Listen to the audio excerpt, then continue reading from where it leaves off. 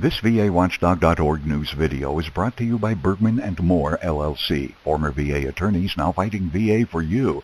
Call Bergman & Moore at 877-838-2889 or on the web at vetlawyers.com. This whole situation, it has affected my family life with my wife and my kids, which he's seen and heard some things that kids shouldn't see. You know, I can't put my children's lives in danger, and I can't risk losing my husband. I have a lot of anger towards the VA and towards the military. And if they did their job like my husband did his job, we wouldn't be where we're at. Well, our troops are spilling their blood on the front lines so that we can live safe and comfortable. And you may not support the war, but I know you support the men and women that are in uniform on behalf of the United States. What we're talking about today are stories of how they return home only to feel mistreated, neglected, and ignored by the system. Shouldn't we all be outraged? Why have I not done this show before now? Why have I not raised hell about this before now? But I'm doing it today, I can tell you for sure. Now, we're back with Jerry, who says while serving in Iraq, he was the go-to guy. But then he came home, and all of a sudden, he's like a nobody. He says that he believes he has PTSD, and his anger has spiraled out of control. Now, his wife, Rose, says that her husband never received help to transition back to normal life. Now, have they explained to you what PTSD is? Basically, the way they explained it to me is it's just a chemical imbalance in the brain. Right.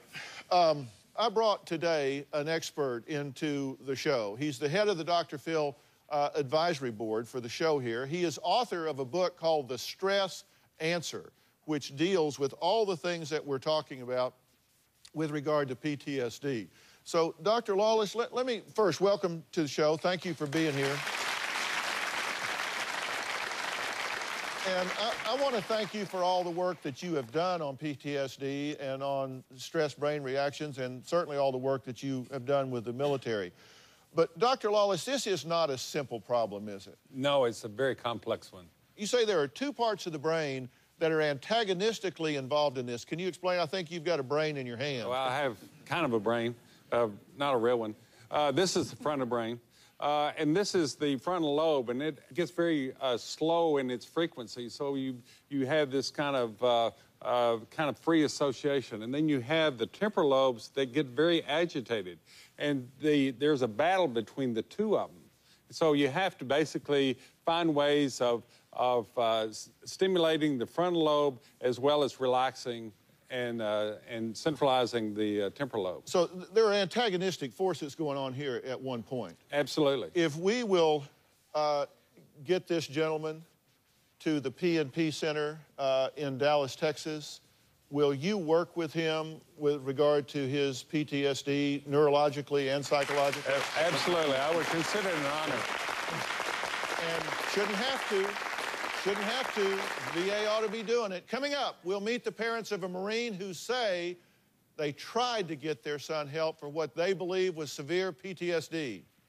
But tragically, that help did not come in time.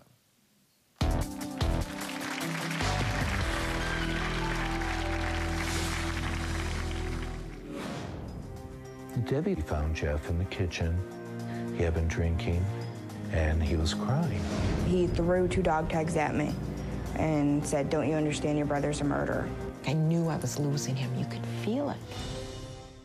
VAWatchdog.org, the nation's #1 independent veterans website. On the web at VAWatchdog.org.